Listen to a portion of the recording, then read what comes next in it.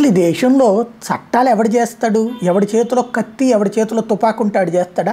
చివరికి తుపాకీతో రాజ్యాన్ని స్థాపించాలనుకున్న గద్దర్ పేరుతో సినిమా వాళ్ళకి అవార్డులు ఇస్తానని దిగజారిపోయినటువంటి ఈ దేశంలో ఏం జరుగుతుందో అర్థం కాదు. ఎందుకంటే జ్ఞానవాపి మసీదు కింద ఉన్నటువంటి సెల్లార్లో అక్కడ ఆల్రెడీ శివలింగం ఉంది, పూజ జరుగుతూ ఉంది, పూజ జరగాలి, దానికి మేము జరుపుకుంటాం అని చెప్పేసి కోర్టుకు వెళ్తే నేను వారణాసి కోర్టు అనుమతి ఇచ్చింది. విచిత్రం ఏంటంటే 1993 నుంచి ఇది 2024 93 అంటే అప్పుడు ఒక 7 ఏళ్ళు, ఇప్పుడు ఒక 24 ఏళ్ళు, 23 ఏళ్ళు వేసుకుందాం, 23ను అప్పుడు ఒక 7 వేసుకుంటే 30 సంవత్సరాల క్రితం ఎవడూ నిషేధించలేదు, అక్కడ ఏమీ జరగలేదు.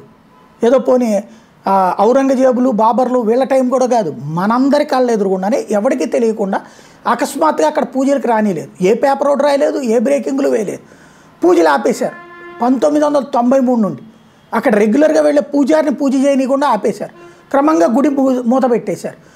ఇప్పుడు కోర్టు తీర్పు ఇచ్చిన తర్వాత ఆ గుడి తెరిచి అక్కడ పూజలు ప్రారంభించారు. అంటే ఇంతవరకు ఈ దేశంలో ప్రజలకు తెలియదంటే అసలు ఎట్లా జరుగుతున్నది ఈ దేశంలో ఉన్న హిందువుల పరిస్థితి అనేది ఆలోచించాల్సి ఉంది.